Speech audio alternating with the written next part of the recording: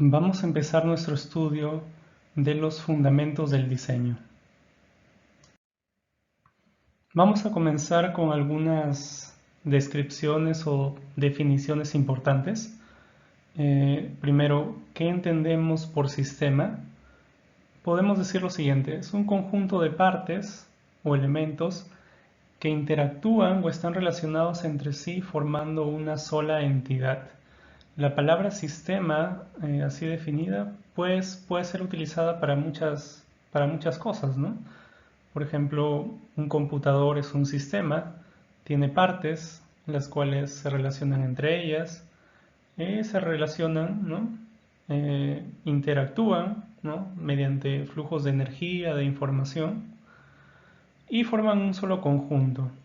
Dos características importantes de un sistema son que entre las partes hay una interacción fuerte, ¿no? Relativamente fuerte, a diferencia de la interacción que tiene el sistema con lo que se denomina el entorno. Es decir, el entorno es todo lo demás, ¿no? Todo lo externo. Otra característica importante es que el sistema en general va a ser concebido con algún propósito, ¿no? En este caso nosotros nos referimos a sistemas de ingeniería, sistemas construidos por el hombre, los cuales claramente tienen un propósito. Nuestra definición de sistema también permite que lo utilicemos, por ejemplo, para el cuerpo humano, ¿no?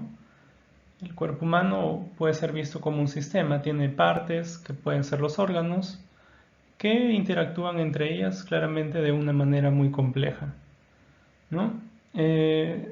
Claramente a nosotros nos interesa estudiar lo que se denomina sistemas de ingeniería, dicho de otra manera, máquinas, mecanismos, dispositivos, plantas, etcétera. Bien, entonces lo que les decía, un sistema de ingeniería es un sistema físico creado por el hombre con algún propósito, ¿no? Ahí he puesto algunos nombres: máquinas, redes de comunicación, etcétera, creados por el hombre. En algunos textos que vamos a revisar posteriormente se utiliza el término sistema técnico para referirnos a los sistemas de ingeniería.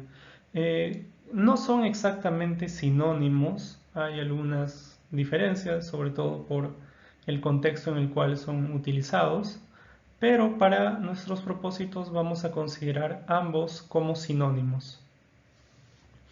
Bien, es importante también entender a qué se hace referencia con sistema, entorno y frontera.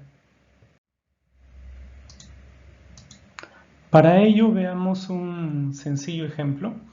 Imaginemos un vehículo. Este es el terreno.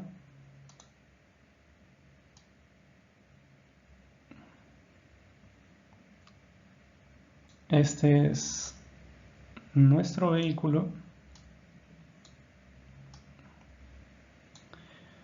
Correcto. Y vamos a imaginar que por acá hay unos árboles, ¿no?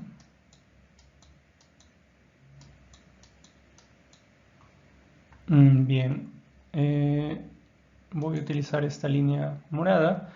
Vamos a decir lo siguiente: nosotros cuando queremos estudiar algo, a ese algo es que usualmente le llamamos sistema, nuestro sistema de estudio, ¿no? Es el objeto que nos interesa analizar.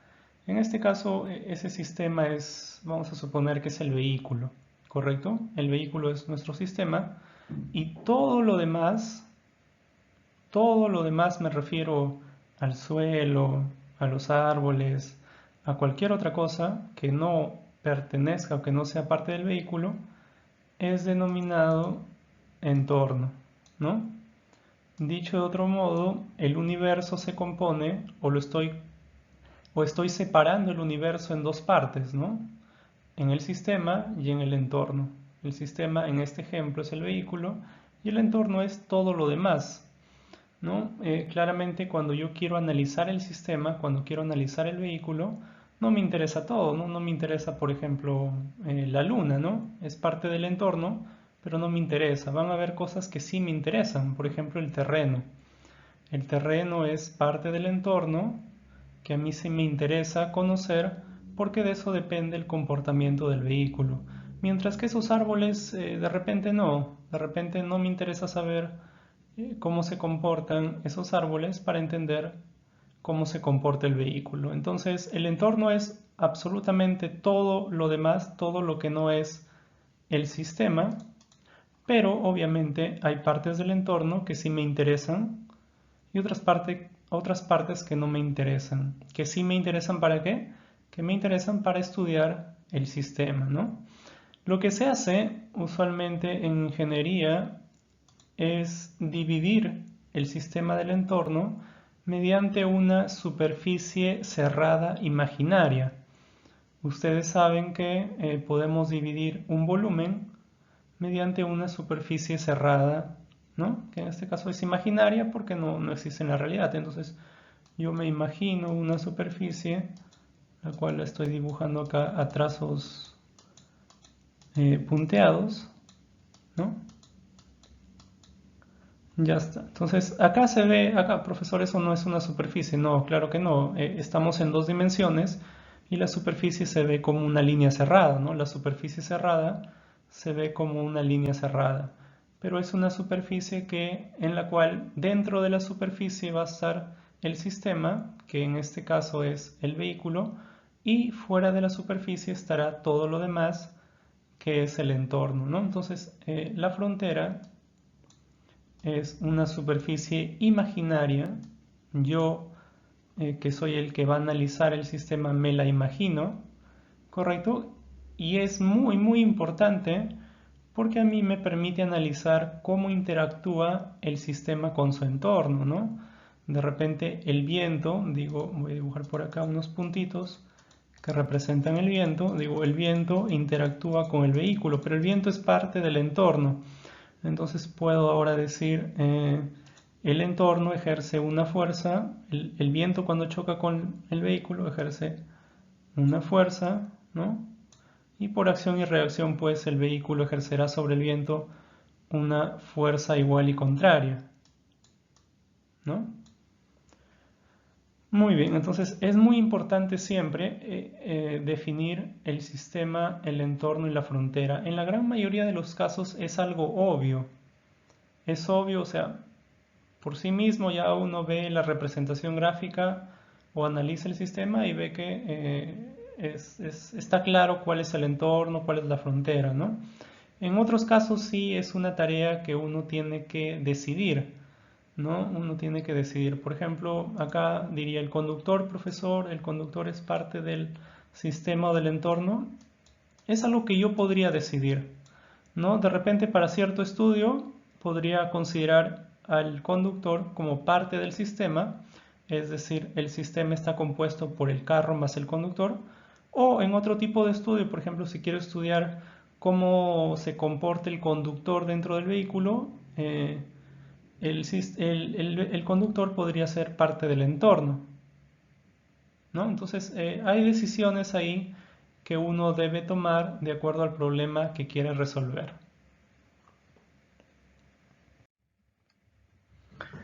Muchas veces también se utiliza la palabra subsistema para referirse a sistemas, correcto, un subsistema es un sistema, pero que a la vez es parte de algo más complejo, formando un sistema mayor, ¿no? Entonces, en esos casos, a esos sistemas se les puede llamar subsistemas, ¿no? Simplemente es un nombre que nos permite establecer cierta jerarquía. Esta es una gráfica representativa de eso, ¿no? Donde, por ejemplo, vemos por acá el sistema S, el sistema denominado o llamado S, cuya frontera es toda esta línea de acá, ¿no? Este cuadrado, este rectángulo, ¿no? Y ese sistema S tiene algunos subsistemas, como son el subsistema S1, S5, S4, S3 y S2, ¿no? Y a la vez el subsistema S2 tiene otros subsistemas, S21, S22, etcétera, ¿no? Y interactúan entre ellos a través de lo que se denominan entradas y salidas, las cuales vamos a estudiar con más detalle después, ¿no? Pero les puedo comentar ahora que sí, efectivamente, los sistemas tienen múltiples entradas y múltiples salidas, que no son las entradas y salidas que se ven en control automático, esas de ahí son señales, ¿no? Acá los sistemas van a tener entradas que pueden ser energía, materia, información, como vamos a comentar en un momento. Bien, vamos a hablar ahora en general de la tarea que cumplen los ingenieros. En términos resumidos, podemos decir que los ingenieros deben aplicar su conocimiento científico y de ingeniería a solucionar problemas técnicos, ¿no? Se entiende por problema técnico justamente a problemas que pueden ser resueltos mediante las herramientas de la ingeniería, ¿no? Porque hay problemas de muchas categorías, ¿no? Entonces se entiende por problema técnico a un problema que puede ser resuelto utilizando los métodos o las metodologías de la ingeniería y claramente de la ciencia, ¿no? Siempre van a haber restricciones de muchos tipos, nosotros las vamos a ver en detalle después. Por ejemplo, restricciones tecnológicas.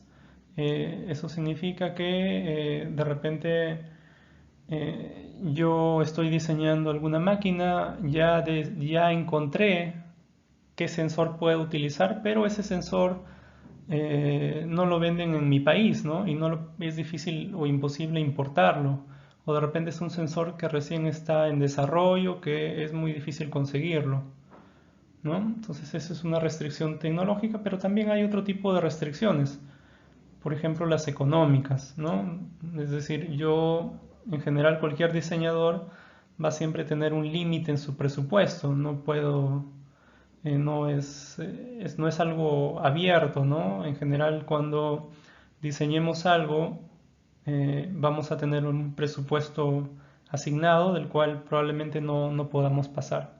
También hay restricciones medioambientales, eh, que son, por ejemplo, que yo no puedo utilizar ciertos productos o ciertos componentes que atenten contra el medio ambiente, en específico contra la normativa regional o del país, ¿no? La normativa medioambiental.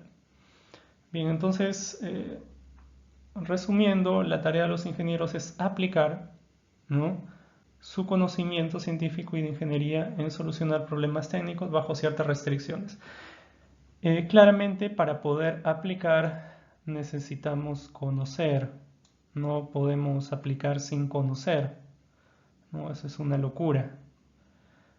Bien, a partir de ahí ya podemos intentar dar una pequeña idea de lo que es diseñar o qué se entiende por diseñar.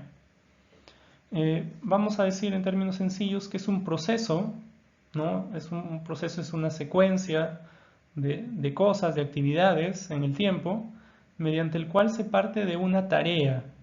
Por ahora digamos que una tarea es un propósito, es un objetivo, ¿no? Un deseo, ¿no? Yo deseo una máquina que pueda recolectar flores en un huerto. Ese es mi propósito, ese es mi deseo, esa es mi tarea. Ese es el punto de partida del proceso de diseño, ¿no? A partir de ahí, partiendo de la tarea, se idea, ¿no? Es decir, se ingenia, se crea y desarrolla un sistema, obteniendo finalmente lo que se denominan esquemas de realización. Este es un nombre que hace referencia a, por ejemplo, planos, diagramas, etcétera, ¿no? Planos CAD, por ejemplo, diagramas eléctricos, los cuales deben permitir completamente construir la máquina o el dispositivo, ¿no? Entonces acá surge algo muy importante. El proceso de diseño no termina en la construcción, es decir, son cosas diferentes. Una cosa es diseñar, otra cosa es construir.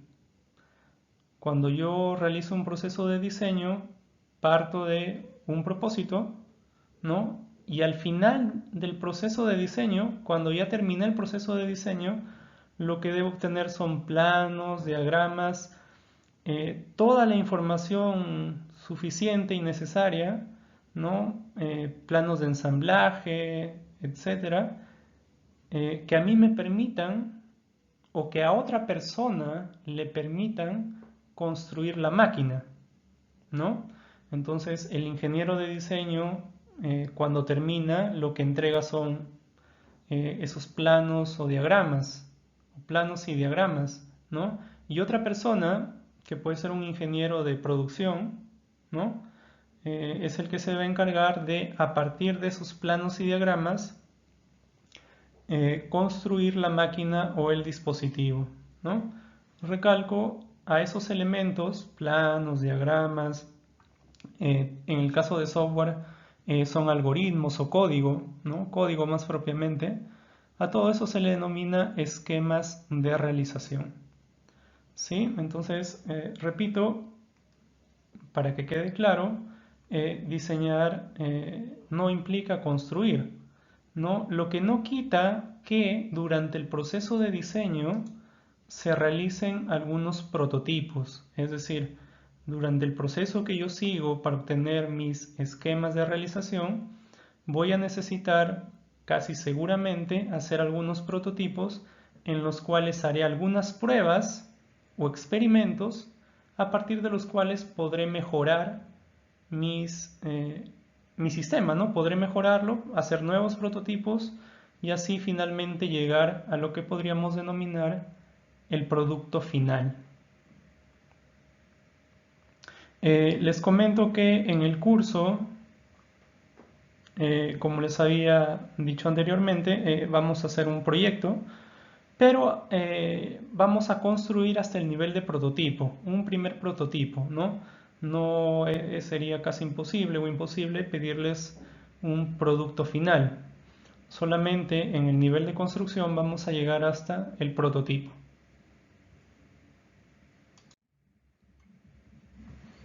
Bien, entonces ya entendimos que era diseñar y también vamos a toparnos con este término metodología de diseño. Entonces, por metodología significa o entendemos a un conjunto de pasos, ¿no? O un curso de acción, como se ha puesto ahí, que me permiten diseñar. Es decir, yo deseo diseñar algo, pero no lo voy a hacer de la manera que a mí se me ocurra. Debo seguir cierta secuencia ya estudiada, ya probada por decenas de años y por miles de personas, ¿no?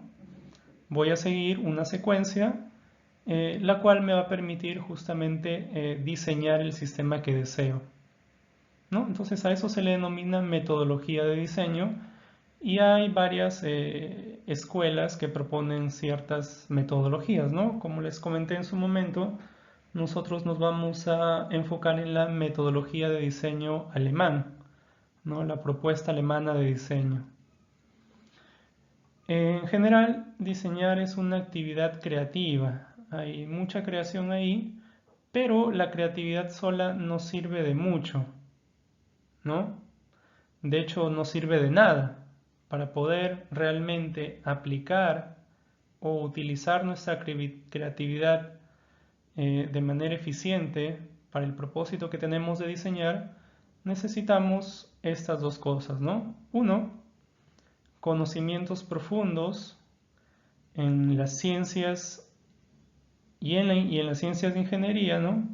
Ciencias básicas, física, matemática, y en ciencias de ingeniería como termodinámica, control automático y claramente algunas herramientas tecnológicas, ¿no? Eso es por un lado. Y por otro lado, necesitamos experiencia específica en el área en particular. Es decir, yo llevé el curso de diseño, ¿no? Ya tengo los conocimientos, quizá no tan profundos, pero tengo conocimientos en estas áreas y quiero diseñar un vehículo, ¿no? Entonces no lo voy a poder hacer o me va a ser muy complicado porque todavía no tengo experiencia, ¿no? Entonces, claramente en una empresa, en una industria, los diseñadores tienen mucha experiencia en haber diseñado sistemas muy similares, ¿no? Entonces, eso es algo que lamentablemente es difícil esa experiencia que puede acumular un diseñador es quizá un poco difícil de racionalizar, ¿no? Y por tanto es algo difícil de transmitir a otra persona, y por tanto es algo que como único camino nos queda justamente experimentar, ¿no? Es algo que se gana con las experiencias. Bien, entonces claramente ustedes pueden tener unas muy pequeñas experiencias en crear algunas cosas, pero eso va a ser insuficiente para que ustedes puedan crear ya un producto, ¿no? Por eso es que les estoy pidiendo, o les voy a pedir en el curso, solamente un prototipo, ¿no? Pero es muy importante que se tenga en cuenta esto, no porque yo ya estudié y conozco bien la metodología de diseño, ya puedo diseñar cualquier cosa, no es así, para nada, ¿no? Eso solamente es una parte. Teniendo conocimientos en las áreas tampoco, necesito sí o sí, para poder hacer un buen diseño que funcione y que pueda ser producido en masa, que pueda ser comercializado, etcétera, necesito tener mucha experiencia previa, ¿correcto? Para los proyectos que vamos a realizar en el curso, pues no van a ser tan complicados obviamente como un vehículo. Van a ser proyectos relativamente sencillos, ¿no? En los cuales tener experiencia previa no va a ser un factor determinante.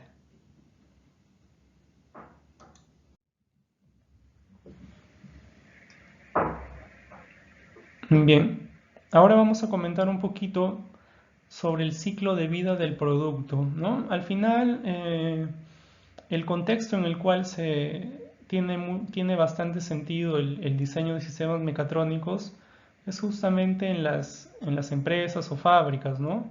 Donde se quiere producir algo que pueda ser vendido, pueda ser comercializado, ¿no? Pueda ser producido en masa también. Entonces, desde ese punto de vista es que vamos a comentar brevemente lo que se conoce como ciclo de vida del producto, ¿no? Usualmente empieza por una necesidad, ¿no? Que personal de la empresa o de la industria han visualizado, ¿no? O de una necesidad del mercado. O sea, se observa que el mercado necesita cierto tipo de productos, o también se puede partir de un problema, ¿no? Es decir, se observa que hay cierto tipo de problemas en ciertas actividades, ¿no? De repente de la agricultura, de qué sé yo, ¿no? Bien, y por otro lado, se parte en el desarrollo del producto de los objetivos que tenga la compañía, ¿no? Una compañía puede tener ciertos objetivos particulares de orientar el desarrollo de sus productos por ciertas áreas de la ingeniería con cierto tipo de tecnologías, entonces eso también es importante. Bien, a partir de esa información es que se realiza una planificación del producto y se establece la tarea, ¿no? Justamente lo que estábamos comentando. La tarea era el propósito, ¿no?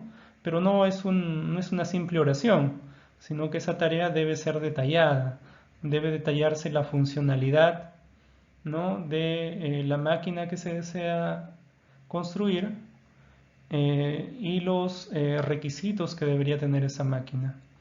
A partir de ahí a partir del establecimiento de esa tarea es que ya se puede entrar a la fase de diseño, que es justamente lo que vamos a ver en el curso, ¿no? En la fase de diseño. Entonces, a la entrada del diseño está la tarea y a la salida pues están los esquemas de realización, tal como comentamos hace un momento. Bien, luego de que se tiene eso, pues ya va a la parte de producción, ¿no? Manufactura, ensamblaje y seguramente realización de pruebas. Luego de eso irá al área de marketing, de venta. Luego ese producto tendrá un uso, un consumo. un mantenimiento, ¿no? Un reciclaje.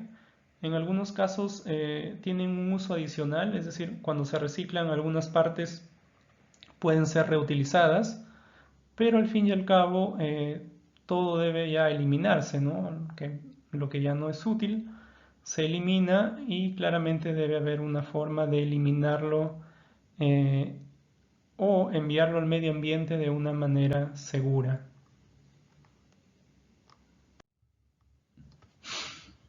A veces se hacen ciertas categorizaciones según el diseño. Repito que estamos nosotros en el contexto de el diseño de productos, es decir, el diseño de sistemas mecatrónicos que puedan ser desarrollados por alguna industria para su venta, ¿no? O comercialización. Eh, en algunos casos se desarrollan, se desea desarrollar o diseñar productos que van a ser producidos o en lotes pequeños, pequeñas cantidades, o un producto único, ¿no? Es decir, podría suceder que en algún momento se requiere una máquina que cumpla cierta función, pero solo se requiere una unidad o un par, ¿no? Entonces no se requiere muchísimas, solamente la necesidad es de unas cuantas, ¿no? En ese caso, el diseñador generalmente se enfoca en la funcionalidad y la fiabilidad de la máquina antes que en la parte económica. La parte económica, la parte presupuestal, es importante cuando hay producción en masa, ¿no? Muchos productos sí están pensados para producirse en masa o en lotes muy grandes, ¿no? Y en ese caso sí es muy importante ver la parte económica. Entonces deben verificarse, en general debe hacerse un trabajo mayúsculo, que en el caso anterior, ¿no? Para poder verificar que se cumplan ciertas características técnicas y económicas.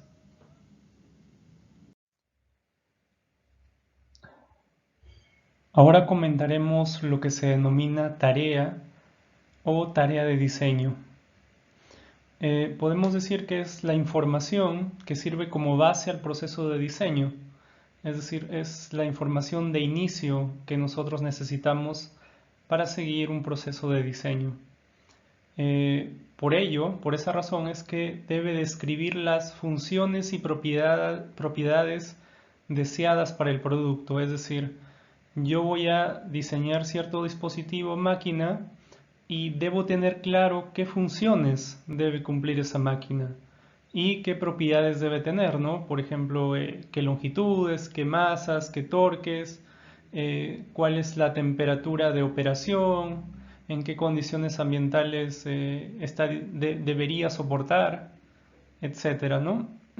También contiene la tarea o la descripción de la tarea información sobre cronogramas de trabajo, es decir, cronogramas del proceso de diseño y a veces también cronogramas del proceso de producción, costos y algunos aspectos relacionados con la parte organizacional, es decir, cómo es que las funciones o las tareas se van a distribuir entre los individuos, qué jerarquías van a haber, etcétera.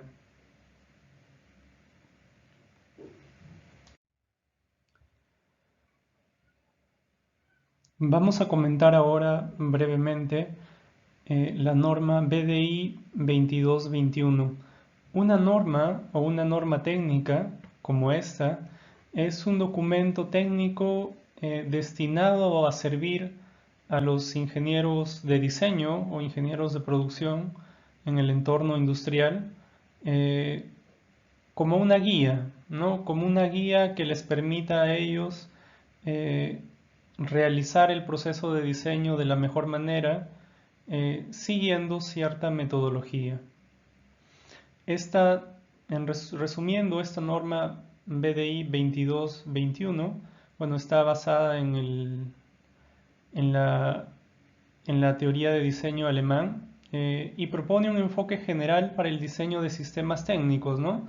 Entiéndase por sistema técnico a sistema de ingeniería, ¿no? Enfatizando a la aplicabilidad en general del enfoque en los campos de la ingeniería mecánica, de precisión, de control, de software y de procesos. Como les había comentado en algún momento anterior, luego vamos a ver nosotros otra norma técnica que ya se enfoca en sistemas mecatrónicos, pero que está basada en esta norma técnica, que es más general.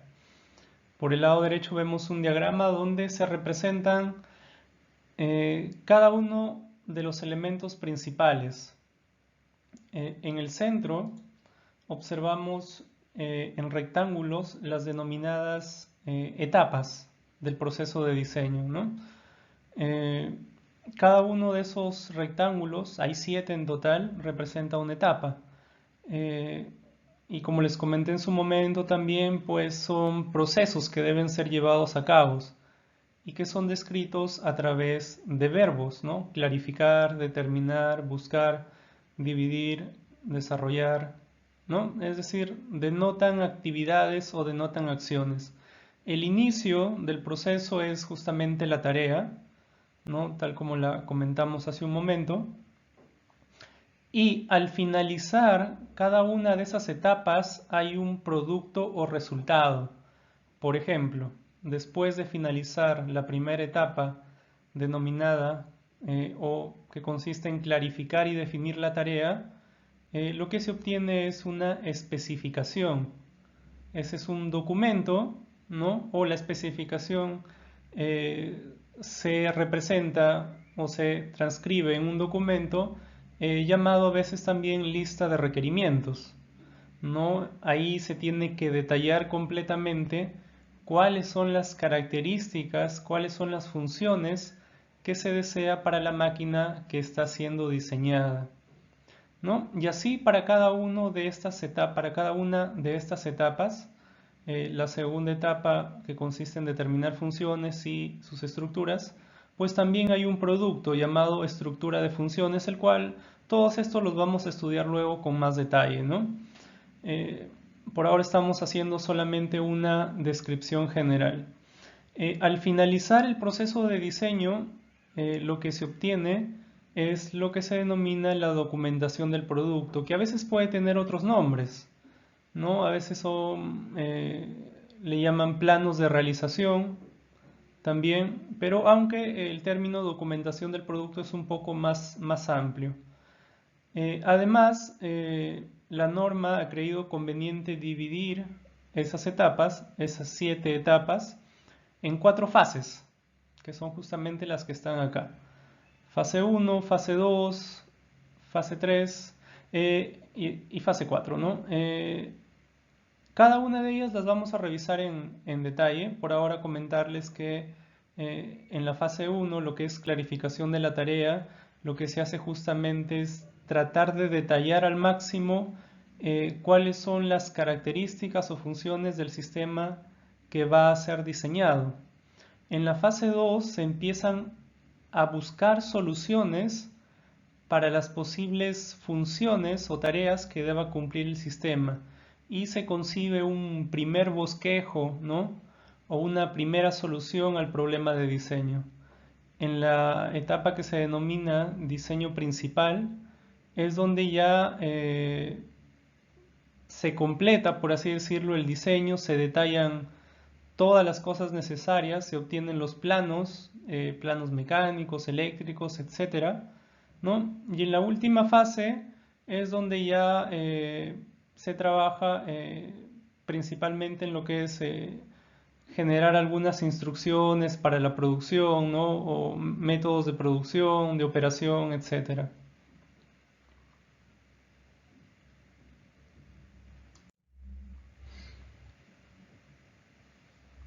Bien, entonces acá está parte de la gráfica.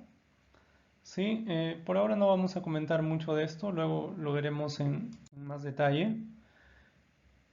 Uno de los fundamentos de la teoría de diseño que nosotros vamos a ver es lo que se denomina el enfoque de sistemas, el cual en términos sencillos no es nada del otro mundo, es algo relativamente sencillo, ¿no? Que consiste en visualizar los diferentes sistemas de ingeniería como formados por diferentes partes que interactúan entre ellos o que se comunican entre ellos, ¿no? Esto ya lo conversamos, la división entre sistema y entorno a través de la frontera.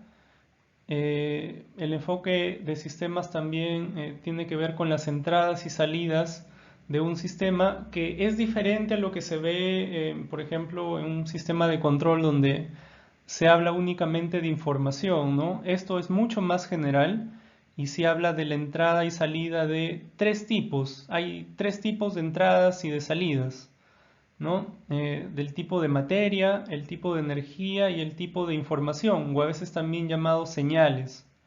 Eh, por ejemplo, una entrada de materia es cuando yo tengo, por ejemplo, una lavadora y entra, por alguna tubería, entra agua, ¿no? Entra agua limpia. Entonces, el sistema llamado lavadora tiene una entrada de materia, ¿no? Que es justamente el agua a través de esa tubería. También tiene una entrada de energía, ¿no? Que es la energía eléctrica que entra justamente por la conexión eléctrica.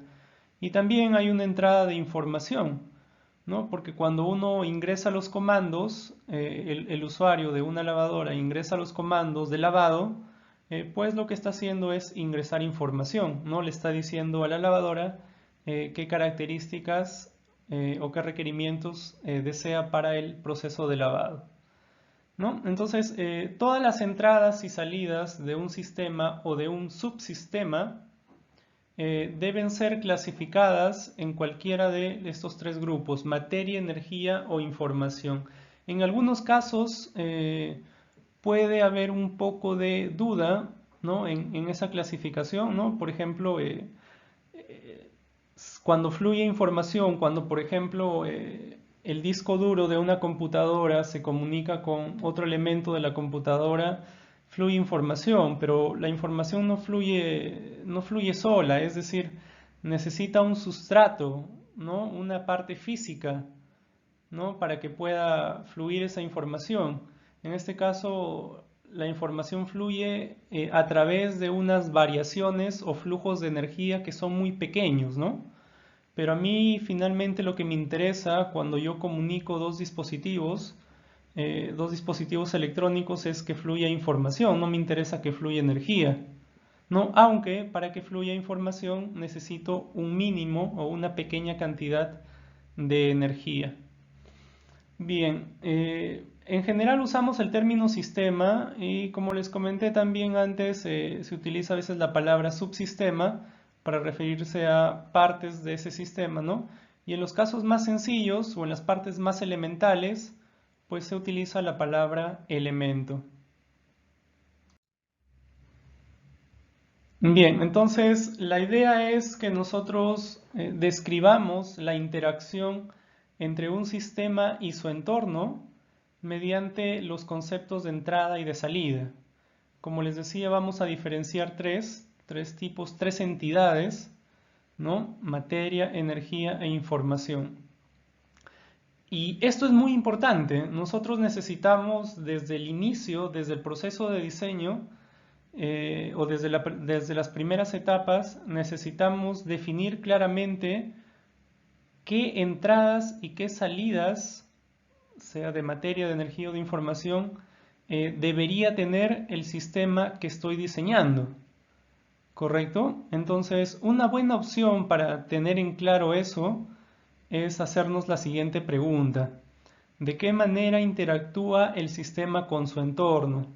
Entonces, nosotros podemos comenzar analizando el posible sistema. De repente es un sistema que ya existe o es un sistema que todavía estamos diseñando, pero tenemos que preguntarnos de qué manera interactúa con el entorno, ¿no? ¿Cómo lo hace? ¿A través de el flujo de materia? ¿Lo hace a través del flujo de energía de ambos? ¿Cómo fluye la información? ¿La información entra, también sale, solamente entra, ¿no? Entonces, eso va a ser muy importante porque nos va a permitir también reconocer qué elementos del entorno interactúan con el sistema. Anteriormente yo les comenté o definimos el entorno como todo lo que no es el sistema, ¿no? Todo el resto del universo que no es el sistema. Sin embargo, a nosotros solamente nos van a interesar ciertos elementos del entorno, ¿no? Ciertos elementos del entorno que son los que interactúan directamente con el sistema. No nos van a interesar todos los demás elementos. Bien, pongamos un ejemplo, justamente con la lavadora que les estaba comentando. Y vamos a tratar de plantear cuáles son los elementos del entorno con los cuales interactúa la lavadora. Vamos a tratar de plantear eso, ¿no? Por ejemplo, alguien podría decir, profesor, la lavadora interactúa con el usuario, ¿no? Vamos a tratar de dibujar por acá el usuario. Esta es la persona que interactúa con la lavadora. ¿De qué manera? Pues mediante sus dedos ingresando información, ¿no? De repente el tiempo de lavado, el tiempo de centrifugado, etc. Pero también hay otros elementos, ¿no?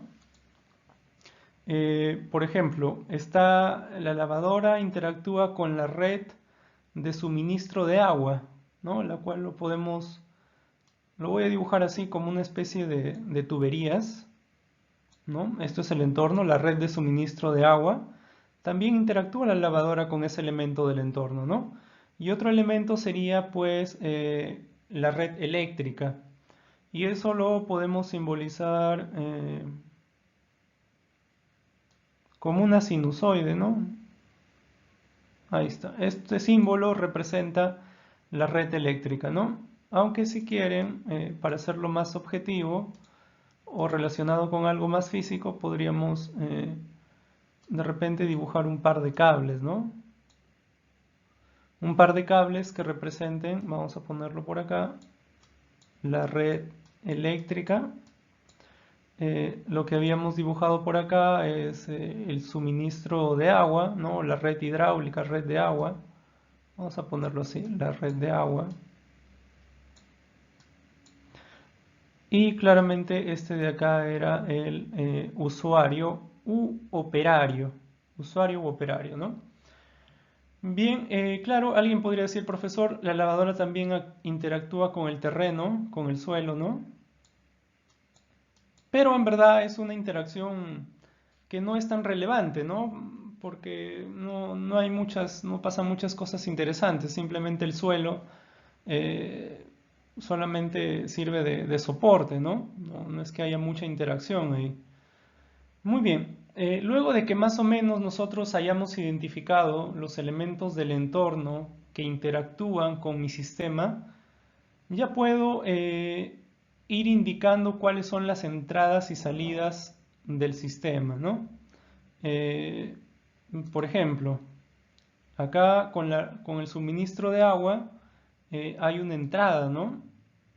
Hay una entrada, la cual le voy a llamar agua limpia, ¿no? Entra agua limpia, pero con la red de agua también hay, o sería ya con la red de desagüe, ¿no? Que la vamos a considerar en conjunto ambas. También hay una salida, ¿no? La lavadora bota agua sucia. Entonces podríamos poner agua limpia y agua sucia. Agua limpia y agua sucia, ¿no? Ambas, esta de acá de agua limpia es una entrada de materia, el agua es materia, y el agua sucia que sale del proceso de lavado es una salida de materia, ¿no? Entrada, ¿por qué? Porque está entrando la lavadora, y salida porque está saliendo de la lavadora, ¿no?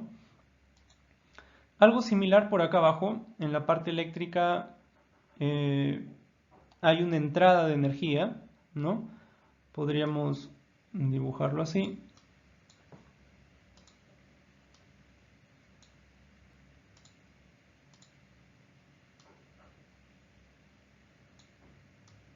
Así simplemente, ¿no? Vamos a ponerle energía eléctrica, ¿correcto? Hay una entrada de energía eléctrica. Por el lado de la interacción con el usuario, podemos hablar de un flujo de información, ¿no? Podemos decir, el usuario con sus manos entrega los comandos, ¿no? Entonces acá hay podríamos llamar indicaciones del operario, ¿no? O órdenes del operario, vamos a ponerle así, órdenes del usuario, órdenes del usuario, ¿no? Pero a la vez, si la lavadora tuviera una pantallita donde muestra cómo va el proceso de lavado, ¿no? Cuánto tiempo falta, por ejemplo, ¿no? Pues saldría información hacia el usuario, ¿no? Le podemos llamar información del proceso, ¿no? Entonces, acá vemos que la interacción entre el humano y la lavadora es en doble sentido, ¿no? Y en ambos casos es de información. Por acá ingresa información a la lavadora, ingresa información al sistema llamado lavadora, es una entrada de información y sale también información, ¿no? Sale también información, información del proceso al usuario.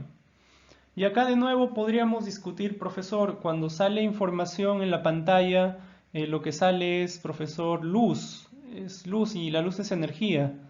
Eso es cierto, ¿no? La información por sí sola no tiene existencia, necesita un sustrato material. Pero a nosotros lo que nos interesa es que el usuario se entere de qué está sucediendo. No nos interesa cuánta energía luminosa está saliendo, ¿no? La energía solamente es un medio, ¿no? Lo que realmente es importante es que la información está fluyendo de la lavadora hacia el usuario. Eso es lo que realmente importa. Lo que para eso se necesite un poco de energía, cierto, ¿no? Pero la energía, el flujo de energía es, bueno, primero que es muy pequeño y otro que no es relevante para nuestro análisis. No nos interesa tanto conocer cuánta energía luminosa se está consumiendo. Eso es, en todo caso, poco significativo. Lo que sí es importante es saber que cierto tipo de información va a ir de la lavadora al usuario y cierto tipo de información va a ir del usuario a la lavadora. Entonces, ya hemos construido un esquema, ¿no? Hemos construido un esquema que podríamos llamar de entradas y salidas, ¿no? O de flujos, si se quiere, ¿no? Entonces hemos identificado 6, ¿no?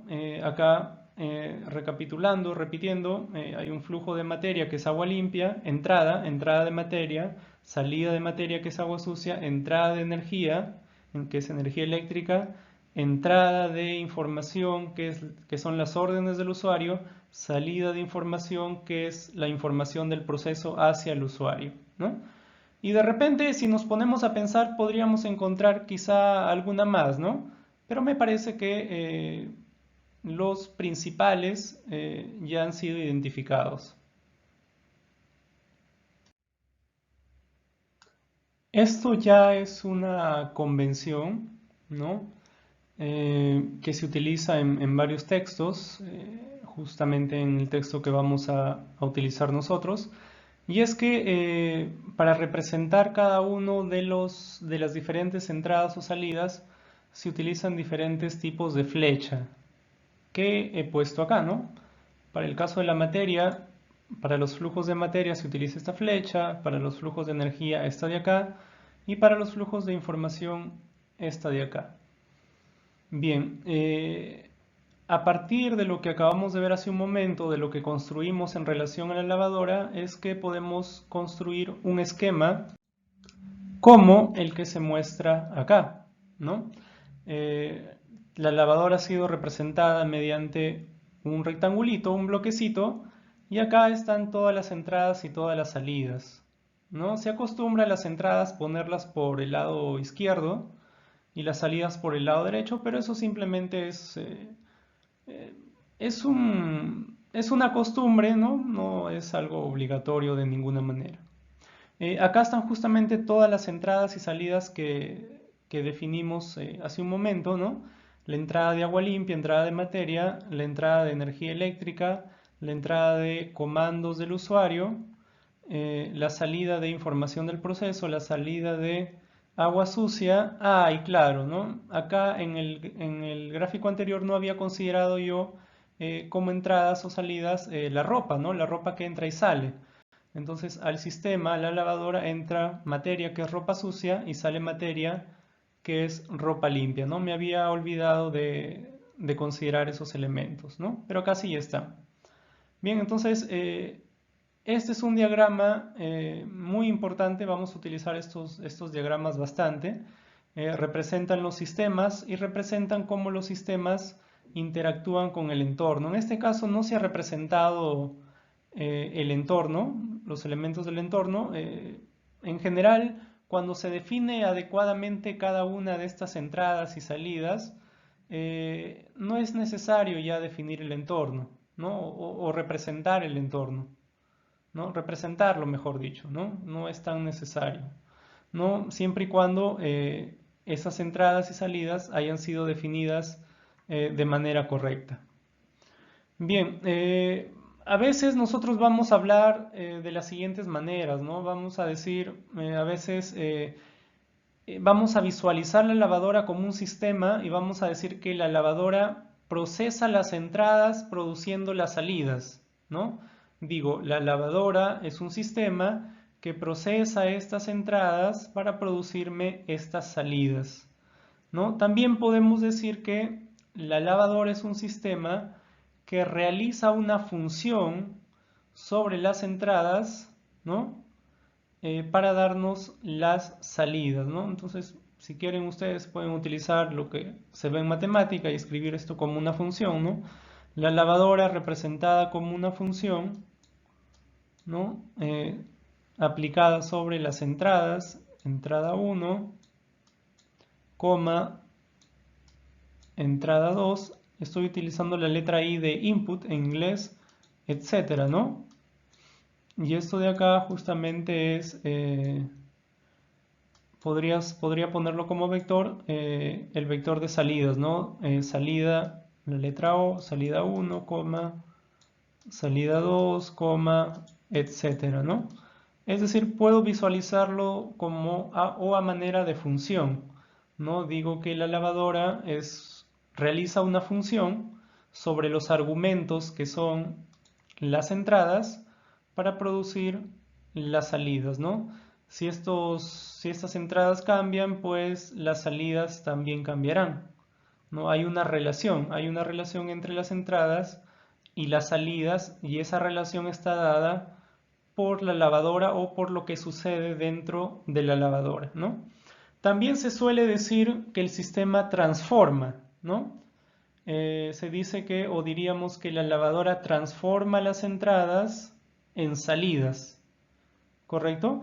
Cualquiera de estas tres maneras de describir lo mismo son más o menos usuales y las vamos a utilizar probablemente las tres en algún momento, ¿no? Son formas de representar o visualizar lo mismo, ¿no?